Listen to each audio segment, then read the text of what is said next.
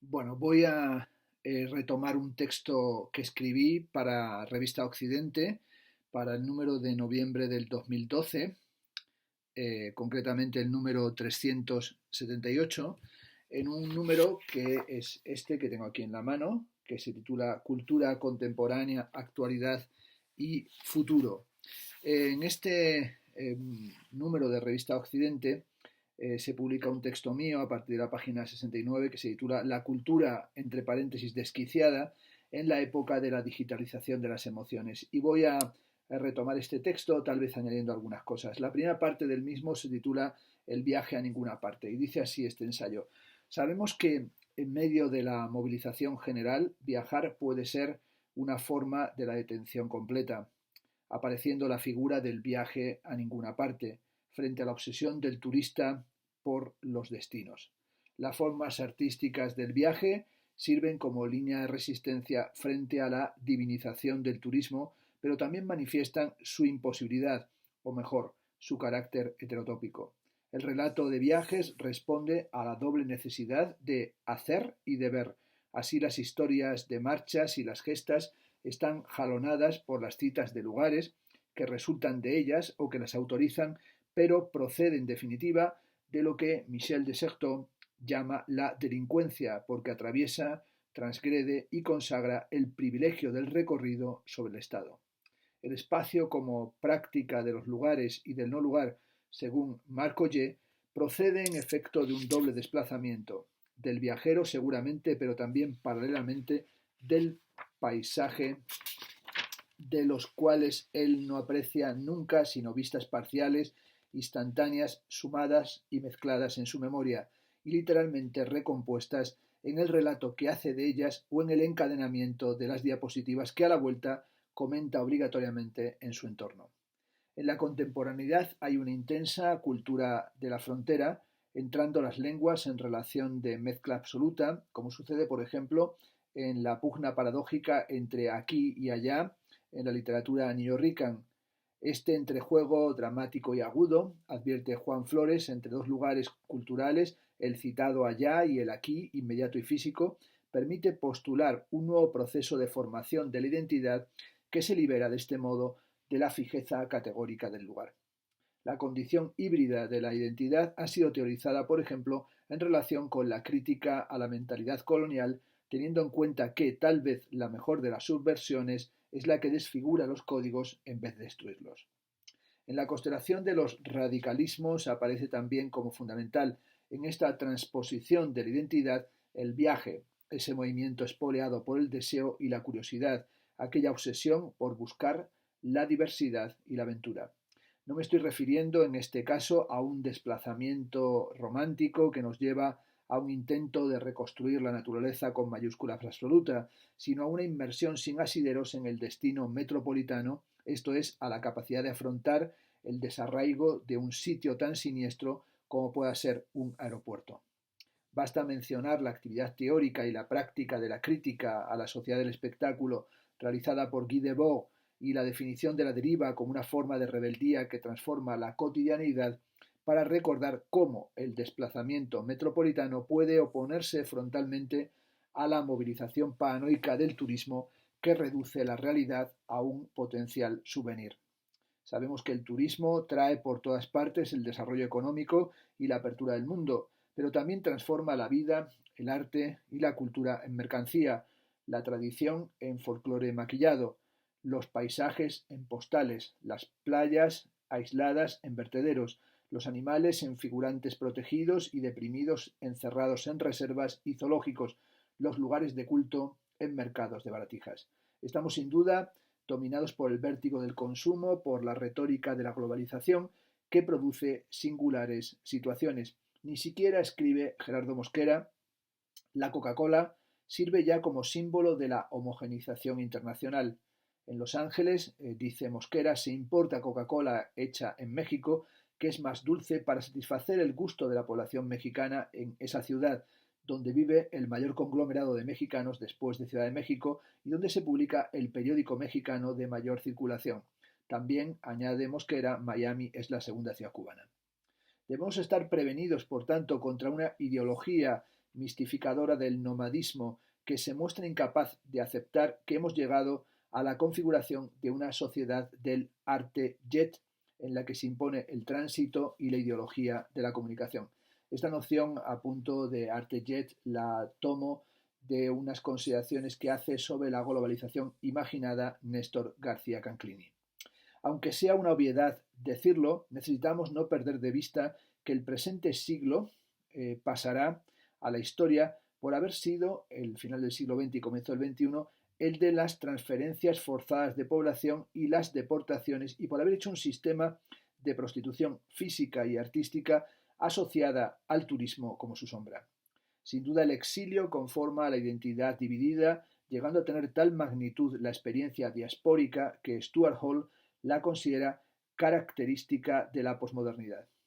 Insisto en que la pulsión del viaje se ha generalizado, aunque en bastantes ocasiones la cartografía que se genera es nuevamente colonial, imponiendo una homogeneización camuflada en una retórica pseudo-radical.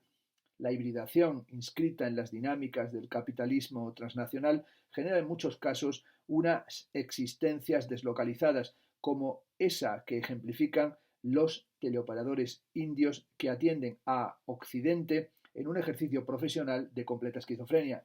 Me refiero a todas las situaciones en las que llamamos para comprar un producto que hemos encontrado una oferta a través de la teletienda o en internet y nos contestan en un inglés normativo, pero los que nos están contestando corresponden al capitalismo residual y deslocalizado y están vendiendo un producto a una ciudad europea o en España o en los Estados Unidos y lo están haciendo desde un call center desde la India, y hay sobre esto mucha documentación y son muchas veces sujetos, trabajadores que no han tenido nunca esos productos y que reciben unos salarios verdaderamente de miseria y van luego a vivir o a pasar su vida en chabolas y en periferias absolutamente inmundas. Y esta situación es la situación de absoluta esquizofrenia, de estar administrando la industria del consumo global o transnacional para estar ubicados a su vez en una situación en la que el consumo es un ideal al que nunca se accede.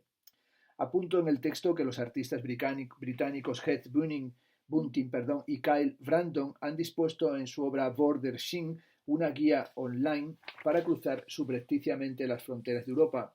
Su página web está, según declaran, dirigida a activistas e indocumentados que necesitan pasar de un país a otro. La Tate Gallery y el Museo d'Art Moderne de Luxemburgo patrocinan este proyecto que vendría a ser tanto una meditación sobre la emigración ilegal cuanto una, entre comillas, facilitación en clave activista de la misma. Cierto esteticismo de la documentación fotográfica y sobre todo el pactismo museal de estos denominados, entre comillas también combatientes, desactiva el componente crítico de esos itinerarios. Una vez más, el radicalismo subvencionado impone la pregunta de qué es lo que en realidad se está haciendo. En buena medida, mis sospechas están también socavadas desde el momento en que los límites de estas experiencias artísticas están reglados por una suerte de conceptualismo hermético. ¿Qué sentido tiene, me pregunto, reclamar una pragmática coherente con el discurso especulativo? Esto es, una transformación de la realidad cuando el mundo en el que estamos navegando es virtual. Y sin embargo, los vigilantes artivistas, un neologismo propuesto por Bunting de las fronteras, hablan enfáticamente de una realidad que está al alcance de todos. Si apuntan con lucidez a un problema sociopolítico contemporáneo, por otro lado, revelan una suerte de inmadurez que me atrevo a calificar de tecnoromántica al plantear posibles salidas, en realidad ninguna, del conflicto. Este trayecto nada azaroso encontrado en Internet nos lleva casi inercialmente a la consideración sobre la dimensión lúdica o crítica de las nuevas tecnologías. Howard Reingold, al final de su conocido ensayo Realidad Virtual, señala que el ciberespacio no es una cosa u otra. La gente dice lo usará como un híbrido de entretenimiento, escape y adicción, y otras personas lo usarán para navegar a través de las peligrosas complejidades del siglo XXI. Podría ser el portón de entrada a Matrix. Tengamos la esperanza de que sea un nuevo laboratorio del espíritu y consideremos qué podemos hacer para orientarnos con ese rumbo. Termina la cita de Howard Reingold. Frente a estas esperanzas de despliegue del discurso, por ejemplo, de Tomás Maldonado, que considera que las comunidades virtuales no han colaborado en la democratización, sino que han venido a reforzar la homogeneización y en especial han derivado en espacios de sectarismo. La llamada aceptar lo que hay, propia del tecnointegrado, es, como sabemos, tan insustancial como las letanías catastróficas, por ejemplo, de Virilio, empeñado en reiterar la descripción del gran accidente. Bien es verdad que cuando leemos el ditirambo del arte virtual de, entre otros, Philippe Queot, que llega a afirmar que el artista intermedio no empieza desde cero, sino que dispone de una materia anterior, creada, dice, por un dios anterior que es superior a él, los números, nos quedamos estupefactos ante tamaño ingenuismo que podemos calificar de neopitagórico. Su búsqueda de una, dice, inteligibilidad pura, totalmente despojada de la responsabilidad del accidente, tiene algo de delirio prefilosófico. La realidad virtual es un mundo hiperreal, heredero de la perspectiva renacentista, que nos propone una inmersión en un espacio ilusionístico. No cabe duda de que aquí hay más obstáculo que transparencia. Desde el pionero casco visualizador de Jan Sutherland, construido en la Universidad de Harvard en 1968 hasta nuestros días, la investigación técnica y, por supuesto, la creatividad artística han ampliado el registro de lo virtual. Relatos como el prodigioso La invención de Morel de Bioy Casares o películas como Total Recall del año 90 de Paul Verhoeven nos han llevado a familiarizarnos con la realidad virtual y al mismo tiempo comprobar la dimensión que tienen de contrautopía. De los Sims a Second Life, de la estética del error computacional de Jodi.org al Telegarden de Ken Goldberg, son muy amplias las fronteras de las imágenes y acontecimientos generados por las nuevas tecnologías. William Gibson nombró en Neuromancer el ciberespacio como una alucinación consensual, pero los que habitan ese territorio son sedentarios más que cowboys. Lo virtual lleva, en cierto sentido, a la bunkerización. Los recorridos pueden hacerse sin necesidad de salir de casa. Ahí se encuentra el cimiento del síndrome del encierro, el Locked-in Syndrome, esa patología neurológica que se traduce en una parálisis completa, una incapacidad para hablar, pero conservando esa facultad, como si la conciencia intelectual se mantuviera intacta. La mirada sin párpados del que está jugando durante horas, por ejemplo, al Warcraft, es, valga la sinestesia, sorda para todo lo que sucede alrededor. Porque en realidad ese mundo virtual pasa a ser para el adicto todo. Se ha identificado un curioso síndrome de epilepsia óptica en algunos adolescentes maníacos de los videojuegos que tras horas de agonía y placer se muestran físicamente incapaces de mirar ya una imagen fija. Romain Gubert señala que la aportación de la realidad virtual a las artes tradicionales del espectáculo es problemática, pues la contemplación aparece reemplazada por la acción o pseudoacción del sujeto espectador, que en realidad es un operador, y la narración es sustituida por la iniciativa personal en la que el impacto de la sensorialidad eclipsa la estructura lógica o el relato articulado. Ciertamente no hay grandes diferencias entre el sujeto enganchado a la pantalla del ordenador y el que está sobreexcitado por el bombardeo de las noticias. Si bien el paradigma inicial de la videosfera se asienta sobre los valores de la expresividad, la espontaneidad, creatividad o expansión, lo que genera en el espectador es una completa apatía. La enormidad de las catástrofes las hace abstractas y en un movimiento de protección frente al vértigo del pánico pensamos que el sufrimiento es algo que siempre sucede lejos. A pesar de la sobredosis de masacres, el universo mediático anhela the real thing, lo real. Después de la sociedad del espectáculo, triunfa el mundo del performance. Una avalancha gesticuladora, vectores de emoción en bruto se nos viene encima. El reality show lo que potencia es la ampliación de la fantasmagoría, abrumando como Kevin Robbins ha argumentado los sentimientos y provocando el impacto de las emociones. ¿Acaso la realidad virtual tenga que ver con el deseo de protegernos frente a lo real que los medios de comunicación supuestamente presentan? Precisamente advierte Pierre Levy, porque lo actual es tan valioso, debemos pensar con la mayor urgencia en la virtualización que lo desestabiliza y acostumbrarnos a ella. En cierta medida, la propia dinámica del mundo implica lo virtual, y el fluctuante espacio del saber nos lleva hacia una nueva percepción de los acontecimientos. Mircea Eliade cuenta en su diario que en una película educativa acerca de los métodos de lucha contra los mosquitos exhibida en una aldea africana, los aldeanos se obstinaban en no ver más que unos pollos que pasaban por azar en el primer plano. Todos somos, apunta Regis Debray, aldeanos africanos. Al amparo de lo visual, cada uno aporta su percepción. En el Estado videocrático, con su política histerizada por las imágenes, el ciudadano completamente desubicado termina por fijarse en cualquier parida, sea esta el agujero del calcetín de un líder o la ignorancia supina del mismísimo presidente sobre el precio del café. La comunicación del poner el dedo en la llaga, esa idea de que hay que mostrar todo de forma literalista, ese poner el dedo en la llaga pretende archivarlo todo sin comprender que el formalismo de la huella es acaso una manifestación del nihilismo histórico o posthistórico. Lo frívolo tiene todos los medios del mundo para monumentalizarse y al mismo tiempo lo decisivo termina por ser fantasmal. Aunque lo virtual impone su ley en la arquitectura, el arte o la teoría, el imperio óptico es el de lo que está pasando, reducido en un programa de televisión a la crónica casposa más rosa.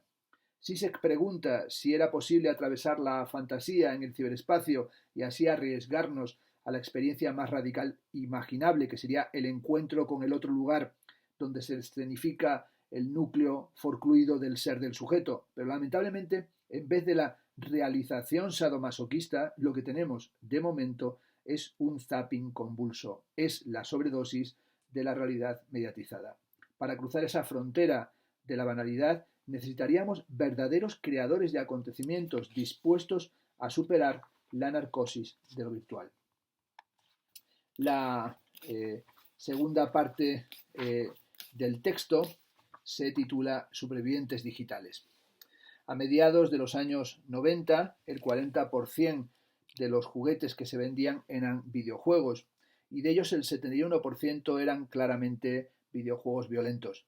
Desde el lejano Space War, desarrollado en 1962 por Steve Russell del Instituto Tecnológico de Massachusetts, hasta la máquina de ping-pong Asteroids, lanzada por Atari en 1979, o el Tetris unido a la Game Boy, de la que se vendieron 100 millones de unidades el año de su lanzamiento, se ha impulsado o se ha iniciado imparablemente el vértigo y la embriaguez de los videojuegos.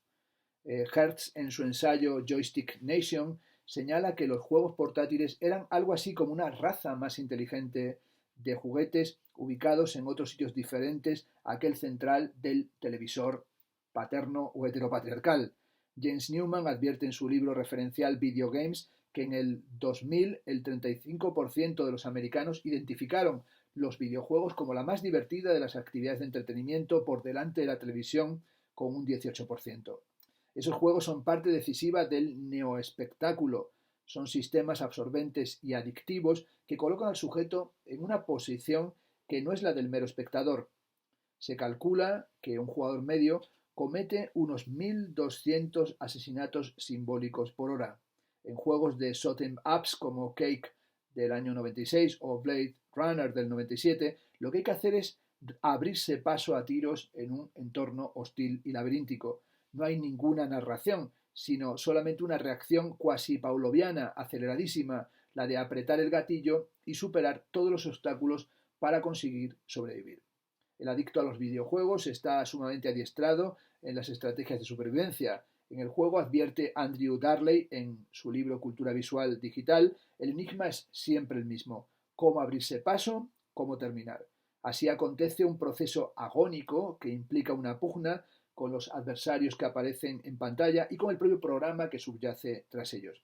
Hay que tomar conciencia de los fallos, almacenar los resultados, volver a intentarlo, gastar horas sin tino hasta conseguir la victoria, que es ni más ni menos la evasión del juego. Se requiere para escapar y sobrevivir de gran destreza y capacidad para mantener en el ritmo rápido del juego los reflejos. Basta contemplar los ojos de un niño o adolescente que ha estado entregado a Super Mario durante un buen rato para contemplar los derrames oculares, la sensación de trance, la incapacidad de escuchar lo que se le dice. Y sin embargo están dispuestos a continuar hasta donde sea necesario. La sensación de presente y la cinestesia vicaria no excluyen la frustración, aunque hay una estimulación visceral que impide cortar con el juego. Abundan los juicios extremadamente negativos sobre los efectos de los videojuegos equiparados con las películas de violencia extrema. El juez que intervino en el caso del asesinato de Jane Bulger a manos de dos pequeños de 10 años advirtió que la película El muñeco diabólico había sido una influencia en el terrible acontecimiento. Gerard Inver señala en su libro La tentación de suicidio que los grandes relatos mediáticos, el cine y las nuevas formas expresivas, entre los que habría que destacar los videojuegos, recurren a la violencia como tema, pero también como código narrativo y formal, llegando a crear modelos no solo de comportamiento, sino estéticos, hasta producir verdaderas estéticas de la violencia que pueden inspirar conductas violentas o por lo menos integrar la violencia en el universo cotidiano hasta hacerla consuetudinaria. Recordemos, por ejemplo, el videojuego Carmageddon 2, que era una carrera de coches en la que el conductor conseguía más tiempo para continuar atropellando a los peatones. Era un producto destinado, en principio, a mayores de 18 años y una ejecutiva de la empresa que lo fabricó llegó a matizar que se debía comercializar con las mismas calificaciones y limitaciones que una película clasificada como película X, como película porno. El trance rape esa idea de rape como una fiesta rape, el trance rape del videojuego lleva por un lado al aislamiento social, al ensimismamiento, aunque lo cierto es que muchos juegos requieren la competición en grupo o se hacen rodeados de hermanos y amigos. Aun en el caso de la más extremada soledad, apunta Romain Gubert en su libro Del bisonte a la realidad virtual, el videojuego propone un autocombate que pone a prueba la coordinación perceptiva y neuromuscular y la rapidez de reflejos del jugador, de la misma manera que el solitario con naipes pone a prueba algunas de sus capacidades mentales. Los puntos de vista subjetivos tradicionales de los videojuegos y las decisiones constantes en el desarrollo generan una sensación, o mejor, una ilusión de libertad. Estamos dentro de un laberinto, pero podemos en apariencia hacer lo que queramos, aunque lo correcto es, entre comillas, salvar la vida. Es curioso cómo toda esa sobredosis de violencia en la que interactúan principalmente los niños y adolescentes está conectada con la necesidad de los padres de apartar a sus hijos, entre comillas, del peligro que supone la exterioridad salvaje, esto es la calle, las salas recreativas, etc. Mientras el padre mantiene aferrado el mando fálico a distancia del televisor, los hijos están en otras habitaciones enganchados con el ordenador o la Nintendo. Lo importante es que todos están bunkerizados en casa, habitando lo que llamaríamos el accidente online.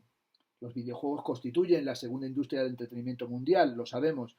Conviene tener presente que la tecnología no es por sí misma suficiente para impresionar al jugador. De hecho, juegos como Pokémon Red o Blue no están generados hipertecnológicamente, sino que son bastante esquemáticos. Nos entregamos a un itinerario o trayecto puzzle donde es más importante el proceso que el sujeto. La interactividad compulsiva tiene que superar las amenazas y los obstáculos.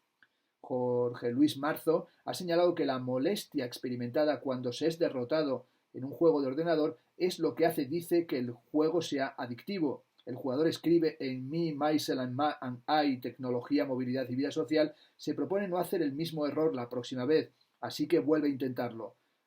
Vuelve a intentarlo como el último intento, con la esperanza de hacerlo mejor.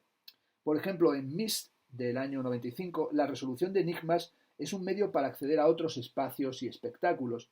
Si Henry Jenkins proclama los videojuegos como una forma de arte en la era digital, en realidad habría que tomarlo como placer vertiginoso. Esto es juego, por emplear la terminología de Caillos, juego e-links, juego vertiginoso. Hipnotizados en una suerte de montaña rusa virtual, superando lo aporético, conseguimos la embriaguez de la fantasmagoría. El videojuego produce una distracción sensorial agotadora, tan compulsiva como la que encontramos en la experiencia, por ejemplo, de comer pipas, lejos de la narcolepsia del televisor. Se produce una fascinación extática, o en otros términos, la diversión está domesticada. Paul Virilio habla de la inercia cadavérica del hogar interactivo. En el presente perpetuo que proporcionan las tecnologías digitales aparece el dandy electrónico, el placer de lo que llamaríamos la neoflanerie, que no atraviesa los pasajes decimonónicos, sino las zonas de riesgo, las trampas de los enemigos. En vez de la melancolía de la narcosis abismal, tenemos el enrarecido fundamento de lo que pasa o de lo que nos pasa. Zizek advierte que lo que hoy se hace visible desde películas como Mystic River a Lone Star es el fracaso de los intentos de redención. Esto es, el obsceno travestismo de cada gesto que nos reconcilia con la violencia que estamos obligados a cometer. Hay que salvar la vida, gastar el tiempo, acabar con todos antes de que aparezca en la pantalla el fatal game over. Y sobre todo aprender el paseo y emprender el paseo con la certeza de que no habrá propiamente casi nada que pensar. Dino Ignacio, un joven filipino-americano estudiante de instituto, creó con la ayuda de Photoshop un collage en el que aparecían Blas, uno de los clásicos protagonistas de Barrio Sésamo, junto a Bin Laden. Esa imagen surrealizante es utilizada o fue utilizado por simpatizantes de Al Qaeda en una manifestación en Oriente Medio y grabada por el ojo omnipresente del canal de la CNN. Este es el primer y sorprendente ejemplo que Henry Jenkins da en su análisis de la convergence culture, de la cultura de la convergencia, en la que el poder del productor y el que tienen los consumidores mediáticos genera interacciones impredecibles. Con este término da cuenta de la cooperación entre múltiples industrias de comunicación, con el término de convergence culture, y el entretenimiento, pero sobre todo sirve para analizar el trabajo y el juego de aquellos que en muchos casos se pretendería que fueran meros espectadores. El primer profeta de la convergencia mediática fue Sola Pool, pero sin ningún género de dudas el gran divulgador de la causa es Jenkins, que era director del programa de estudios mediáticos del MIT, que desde su honesta asunción de su condición de fan ha conseguido ofrecer una serie impresionante de ejemplos que permiten calibrar la importancia del cambio de paradigma. Frente a los intelectuales o apocalípticos que consideran que todos los cambios tecnológicos son nefastos, tenemos que asumir que la lógica cultural de la convergencia mediática está firmemente arraigada y genera beneficios que deben ser subrayados. Si un adolescente puede hacer sus deberes y simultáneamente chatear, descargar archivos como hacían MP3, responder correos electrónicos escuchando lo último de Lady Gaga, también se da el caso de ciberanalfabetos, como es mi lamentable caso, que hacen zapping, mantienen esporádicas conversaciones telefónicas, teclean lo que pueden en la computadora y atenden al portero automático cuando llega un mensajero. Howard Reinhold declara entusiasmado que Jenkins es el McLuhan del siglo XXI. Sin embargo, la diferencia entre las perspectivas teóricas del autor de La Galaxia Gutenberg, McLuhan, y el investigador de Textual Poachers, Henry Jenkins, es considerable. Aquel, el canadiense, era nada más y nada menos que un visionario, dispuesto a realizar conexiones sorprendentes y asumir riesgos de toda índole, mientras que lo que le interesa al fan académico, a Henry Jenkins, es realizar lecturas atentas, mostrar la riqueza de sentidos que aportan los consumidores, dejando en principio de lado las hipótesis de alcance general. Jenkins sabe, eso no hay quien lo dude, de lo que habla. Cada uno de los temas que aborda queda expuesto hasta límites inverosímiles, pero sus conclusiones son o bastante obvias o una mera defensa liberal del consumidor creativo. En cualquier caso, la cuestión que pone sobre la mesa es importante, porque nos lleva a pensar los cambios de nuestras relaciones con la cultura popular y cómo esas destrezas que adquirimos mediante un comportamiento lúdico pueden tener implicaciones en nuestra manera de aprender, trabajar, participar en el proceso político y conectarnos con otras personas de todo el mundo. Aunque la perspectiva es netamente norteamericana, Henry Jenkins tiene conciencia de que el proceso de la cultura convergente o de la convergencia cultural es global y que lo que está analizando en microcomunidades, por ejemplo, la de los seguidores del Flash, afecta a una multitud global. Tampoco pasa por alto la realidad de que estamos hablando de consumidores de élite, esto es, de un conjunto de sujetos que son en su mayoría blancos, varones de clase media y licenciados universitarios. En la selección de ensayos escritos básicamente en la década de los 90 que recopila en el libro Fans, Blogueros y Videojuegos, podemos apreciar la curiosidad mediática de Jenkins que le lleva desde la reescritura de Star Trek, desde perspectivas feministas o gays, al seguimiento cibernético de los enigmas planteados por Twin Peaks o meditar sobre la influencia de los juegos interactivos en la violencia juvenil a partir de la matanza del Instituto de Columbine. En Convergence Culture analiza minuciosamente a los que destripan el programa Supervivientes, la economía afectiva que domina la telerrealidad, tomando como ejemplo American Idol, que en España fue el bodrio conocido como Operación Triunfo, también las extraordinarias narraciones transmediáticas a partir de Matrix, la proliferación del cine aficionado en relación con la Guerra de las Galaxias o la expansión de la fantasía gracias a Harry Potter. Los análisis de intervención, en el sentido de John Harley, que realiza, son sumamente interesantes y con esa perspectiva de, le podemos calificar, etnógrafo implicado, consigue desterrar la idea de fan como un friki o un tipo abducido religiosamente. Jenkins asume las teorías de Pierre Levy y especialmente su convicción de que la inteligencia colectiva puede verse como una fuente alternativa de poder mediático. En una conversación con Max Hills, advierte que cabe decir infinidad de cosas sobre la cultura popular que no estén puramente motivadas por una posición política o moralista. Con todo, no sería deseable que el estudio de lo que llama diversiones serias quedara críticamente descafeinado. En su indagación sobre Photoshop para la democracia, apunta que el concepto de interferencia cultural que propusiera Mark Derry en su crucial texto de 1993 ha perdido su utilidad y que por tanto hay que sustituir lo que llama la vieja retórica de la oposición por una apropiación del discurso a la que califica de apropiación normal, serena y consolidada. Me cuesta, lo digo sinceramente, aceptar la candorosa defensa del ciudadano vigilante o del bloguero como garantes de una nueva política participativa.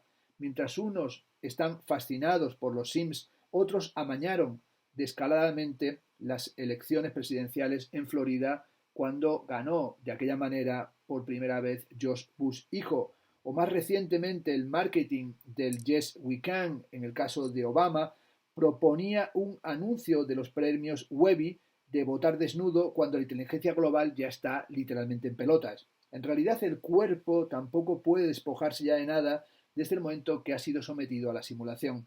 Prolifera en el vértigo de las redes una tendencia simultánea a la obscenidad y al anonimato.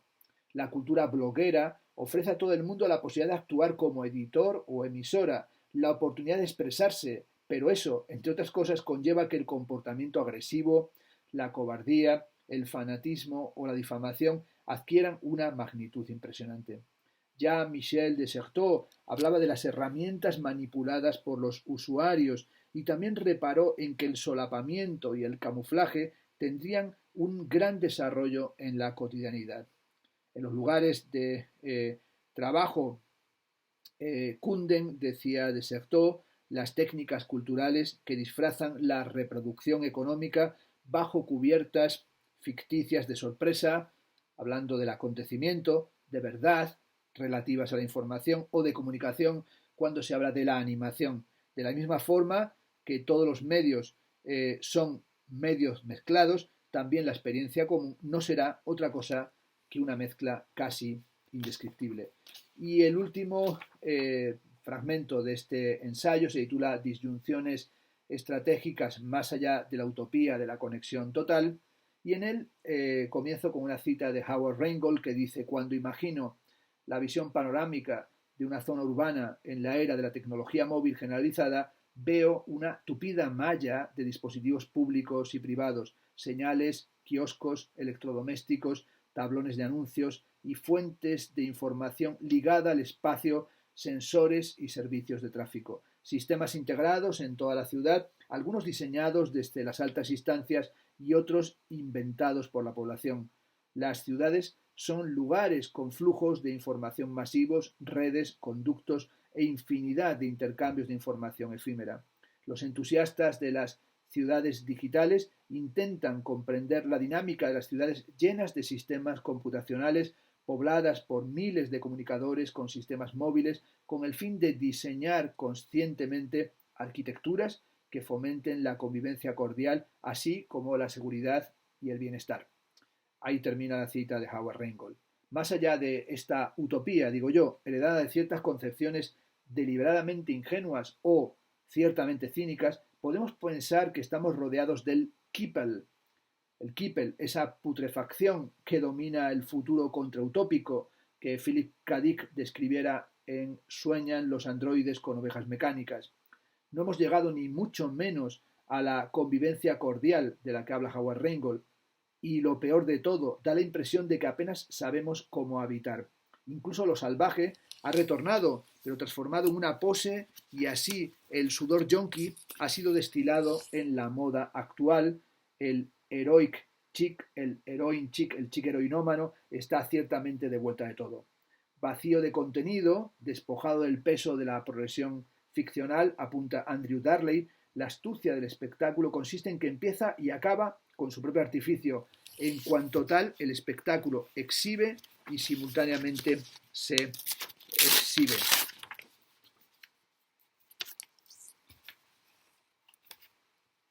La cultura del pastiche tiene todas las herramientas que necesita y también sus héroes legendarios, desde la extrema absurdidad del morphing que ensayó o que encarnó Michael Jackson, a los reciclajes de moda pseudoprovocadora que elevaron al estrellato patético a Lady Gaga.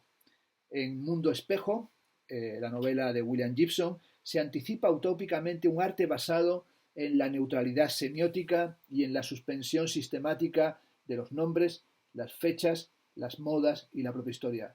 Tengo la impresión de que eso no ha sucedido. Al contrario, estamos atrapados todavía en el vértigo incesante de la autoría, en el reciclaje y el bricolaje de lo acontecido, en las brumas y la pirotecnia de la estética retro, sufriendo al mismo tiempo la bulimia de las mercancías pretendidamente culturales y la fascinación por las naderías mediáticas ejemplares en el paradigma del reality show.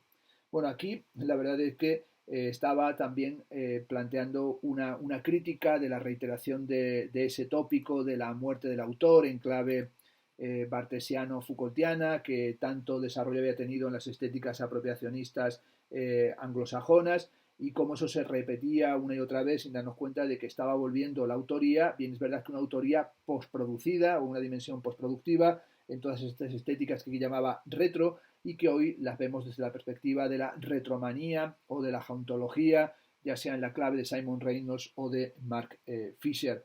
Vivimos en una inercia doméstica o en una glaciación domótica que da lugar a una subjetividad sedentarizada. El síndrome de Estocolmo no surge actualmente como una consecuencia de un secuestro, sino una reclusión en apariencia consciente en una intimidad sometida al impacto continuo de la obscenidad, carente de una radical perversión.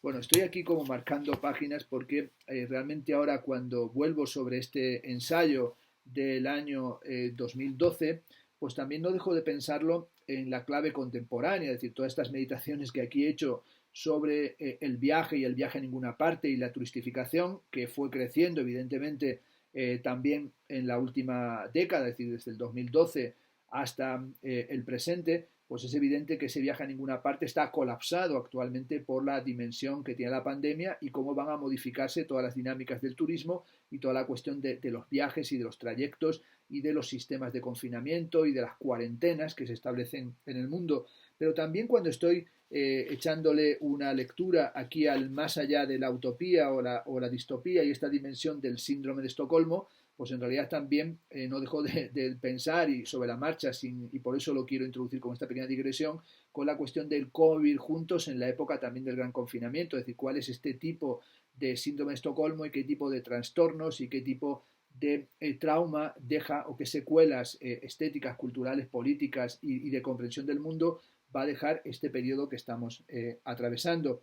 Y sobre todo cómo aquí cuando habla de una dimensión de ludificación a través de los videojuegos, también podemos entender lo que sería la zumbificación, esa dimensión de Zoom o del uso de Zoom y de todas las plataformas que hemos utilizado para comunicarnos, para crear, para interactuar, para desplegar la docencia en estos tiempos del COVID, como también ese mundo del Zoom es también una especie de mundo de la zumbificación o del carácter zombie que va adquiriendo también la cultura y los procesos discursivos en nuestro tiempo. Vuelvo al texto. En The Whole World is Watching, Todd Gilting sugiere que la estetización de los medios de comunicación es uno de los capítulos fundacionales o tiene uno de sus capítulos fundacionales en la comparecencia de Jerry Rubin ante el Comité de Actividades Antiamericanas del Congreso de los Estados Unidos en 1966. R. G. Davis, director del San Francisco Mine Troupe, le propuso a Rubin que vistiera un uniforme de la época de la Revolución Independentista o de la Revolución de los Estados Unidos. La teoría, entre comillas, era que los medios no podían corromper esta imagen, mientras que cualquier declaración oral podía ser transmitida de forma distorsionada. Cuando Lionel Stander pasó por idéntico comité en 1953, se expresó de esta manera. Dijo: «Señor Welde, me gustaría que apague las luces y las cámaras de televisión, porque soy una persona de teatro profesional y solo aparezco en televisión para entretenimiento o para organizaciones filantrópicas, y entiendo que este asunto no entra en ninguna de las dos categorías». La época del imperio del marketing propicia la aparición de una individualidad totalmente estratégica. Sin duda, apunta Jacques Derrida, hablar de estrategia significa tener en cuenta un ahora irreductible. Hacerse cargo de la singularidad de ese ahora no forzosamente quiere decir renunciar a lo que decía de la disyunción y de lo inactual. Hay un ahora de lo inactual, hay una singularidad, y eso es la disyunción del presente, o el particular modo en el que lee Derrida la intempestividad y la dimensión de lo inactual en relación con la cuestión nietzscheana del provecho inconveniente de la historia para la vida. Tenemos que pensar el arte, o tendemos a pensar que el arte es un proceso esencialmente crítico, esto es, que de forma espontánea e inequívoca tiende a cuestionar las artimañas del poder. Pero como señala José Luis Pardo, lo que más bien acontece es la conversión de la cultura, en muchos casos, en un impresionante despliegue de efectos especiales, necesarios, dice Pardo, para proporcionar una dosis mínima de legitimidad a un Estado que ha abandonado el ideal de proteger a los ciudadanos contra el desempleo, el abuso de los más fuertes o la inseguridad jurídica, y que sobre todo ya no puede prometerlo como antes lo hacía, es decir, a largo plazo o para toda la vida. Puede que para una generación que ha crecido viendo en TV, advierte VJT Mitchell en su teoría de la imagen, la idea de que todos los medios son mixtos y todas las artes compuestas, no sea más que sentido común. Sin embargo, otra respuesta haría hincapié en que la purificación de los medios de la estética modernista, el intento de captar las esencias unitarias y homogéneas de la pintura, la fotografía, la escultura, la poesía, etc., es la verdadera aberración, y que el carácter heterogéneo de los medios es algo que supieron entender las culturas premodernas. La esencialización de los medios quedó reforzada con la aparición de las disciplinas profesionales y con la administración académica del conocimiento. Estos mixed media, estos medios mezclados, generan con frecuencia una fascinación acrítica, como si únicamente el manierismo tecnológico fuera digno de alabanza. Creemos en lo que vemos, en esos simulacros digitales o en esa monitorización de la experiencia televisiva que presentan algo que aspira a la condición de transparente y divertido, efectista y empático, banalizado y caótico. En cierto sentido, nuestra mente está ejemplificando constantemente lo que se denomina efecto Zeigarnik, esa tendencia a recordar tareas inacabadas o interrumpidas con mayor facilidad que las que han sido completadas. Ciertamente tenemos una suerte de amnesia selectiva que afecta a todos aquellos enigmas o trivialidades que hemos abandonado en el camino a ninguna parte. El cliffhanger de las narraciones de suspense o entretenimiento enlaza con la subjetividad caprichosa bombardeada por murmullos. Aunque parezca que el ardiz, lo clandestino o el furtivismo siguen manifestándose, en realidad lo que tenemos es una histerización del sujeto que convierte su sintomatología en una confesión delirante. Aquella utopía misógina de la playboyización en la que el perverso superaba el ridículo de exhibirse infantilmente en pijama full time en una suerte de deseo de ceguera inscrito en el seno de la pornografía, ha sido arrasado por la hiperrealidad gonzo, la violencia sexual y la sumisión como última frontera de un paradigma obsceno que intenta exorcizar la sombra amarga de la impotencia. Bueno, aquí cuando hablaba de esa playboyización estaba remitiendo al texto, en mi opinión excelente, de Paul Preciado, Pornotopía, sobre Hugh Hefner y la mansión Playboy que está publicado en la editorial Anagrama. La pregunta de si es posible una resistencia crítica en el parque temático contemporáneo está literalmente en suspenso. Si bien lo cotidiano se inventa con mil maneras de cazar furtivamente, aquí es una referencia a Artes del Hacer, a la invención de lo cotidiano de Michel de Certeau, si bien lo cotidiano, digo, se inventa con mil maneras de cazar furtivamente y cada quien intenta sacar partido o hacer literalmente jugarretas, también es evidente que el sistema global es el que mejor sabe aprovecharse de las ocasiones. Nos complace pensar que somos los inquilinos de una propiedad transmediática, pero perdemos de vista que estamos inscritos en un contexto fóbico, en el que la paranoia adquiere proporciones estatales. La conversión de lo escandaloso en institucional y el compromiso transgresor expanden aún más la sensación de rutina, esa impresión de que hasta el miedo es parte de la burocratización total. Jacques Derrida piensa que para que algo acontezca es necesario que me falte cierta fuerza e incluso que me falte bastante. Se requiere una debilidad que no necesariamente es lasitud, imbecilidad, enfermedad o invalidez. Se trata en cierta medida de aceptar el acontecimiento que nos supera o desborda, pero del que formamos parte. No es fácil entender qué sucederá si no es la cruda proliferación de la insustancialidad de la televisión, apunta Michel de Certeau, al periódico, de la publicidad a todas las epifanías mercantiles, nuestra sociedad vuelve cancerosa la vista, mide toda realidad en su capacidad de mostrar o demostrarse y transforma las comunicaciones en viajes del ojo. El mundo se ofrece a una mirada estupefacta, pero lo genuinamente cotidiano pierde el poder de llegar hasta nosotros. Tan solo vemos lo que se exhibe. El espectáculo trillado y tedioso impide cualquier relación activa. El mismo Derrida criticaba sin rodeos en De la gramatología los anhelos utópicos de reemplazar sin excepciones la teatralidad y el espectáculo por el festival, de trocar la mirada distante que los sujetos convierten en mirones arrojaban desde lejos sobre los objetos por una participativa comunidad de habla en la que todos los miembros están al alcance de la alocución. Clausuraba la posibilidad de la presencia entregada a esa extraña teología de la ausencia sostenida por la idea de la huella escritura. Lo que nos resta es un enorme trucaje. En la era en la que el mensaje mató la teoría, da la impresión de que describir lo visto es incluso peligroso. En cierta medida, en la cultura superespectacular pasamos de la apatía estetizada a diversas jugarretas o jugadas que oscilan entre la perversión y el orden, la manipulación y el gozo. Asistimos extasiados al onanismo de las máquinas célibes, no tenemos ya apenas recuerdos de nuestra curiosidad infantil ni cuando siquiera el canon frenaba los impulsos insurgentes. Si en algún momento se intentó plantear un arte del suspenso, de las citas, de la elipsis, de la metonimia, de la coyuntura y de las ocasiones, de hacer pasadas con historias ficticias, ahora la estrategia radicante, ese exotismo global que predica penosamente, entre otros, Nicolas Bourriaud, intenta mantener la intriga con unas citaciones de baja intensidad, cuando el reciclaje ha suplantado a la astucia y de la sagacidad o la previsión quedan escasos testimonios. Clausewitz comparó la astucia o el ardid con el chiste. Así como el chiste es una prestidigitación relativa a ideas y concepciones, la astucia es una prestidigitación relativa a acciones.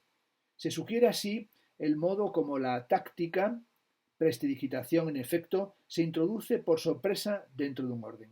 El arte de jugar con el adversario, de burlarse y de tenderle trampas, tiene mucho que ver con un especial sentido de la temporalidad, de la ocasión. Hoy tenemos risas enlatadas y aplausos a granel, chistosos frenéticos y monólogos de un tedio monumental. Cuando el tiempo está por emplear la famosa sentencia shakespeariana out of joint, esto es, desquiciado, fuera de quicio, se activan mediáticamente las pasiones y las sensaciones son excitadas hasta el desafuero por la cultura digital. Nos hemos quedado literalmente atrapados en una especie de parque de atracciones, rodeados por huellas de otros que también se encuentran desorientados. En la globalización, todo gira intentando conseguir beneficios de vértigo, nada puede demorarse. Todo de inmediato es el imperativo de la época y no es nada fácil resistir a este imperativo de la participación veloz, porque incluso ha conseguido que Barleby parezca productivo en los business contemporáneos.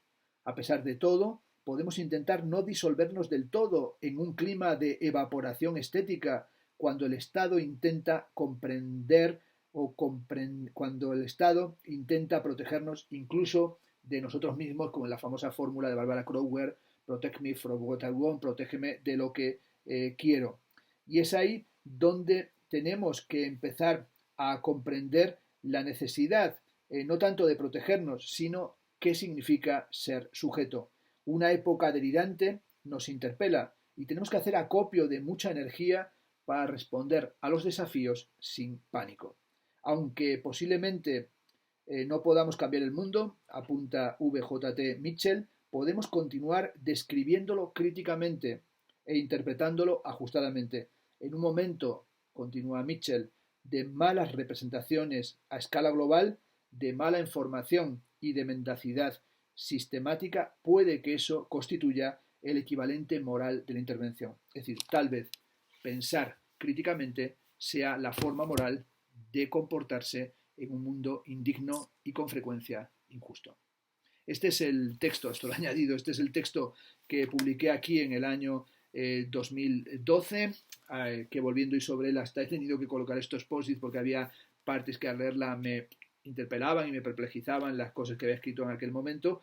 Muchas de ellas carecen hoy de todo sentido o ha mutado la relación que tenemos con ella, como sucede por ejemplo con la cuestión del viaje, y también habría que matizar bastante la cuestión de los papeles adictivos de los videojuegos, pero otras cuestiones de qué son hoy las tácticas, los sabotajes o el furtivismo en esta época del confinamiento tal vez puedan ser desarrolladas, y por eso me parecía interesante retomar este texto, tal vez porque a alguno de vosotros os pueda haber interesado alguna de las cosas que dije. Bueno, pues un saludo y esta es la conferencia que quería hoy formular.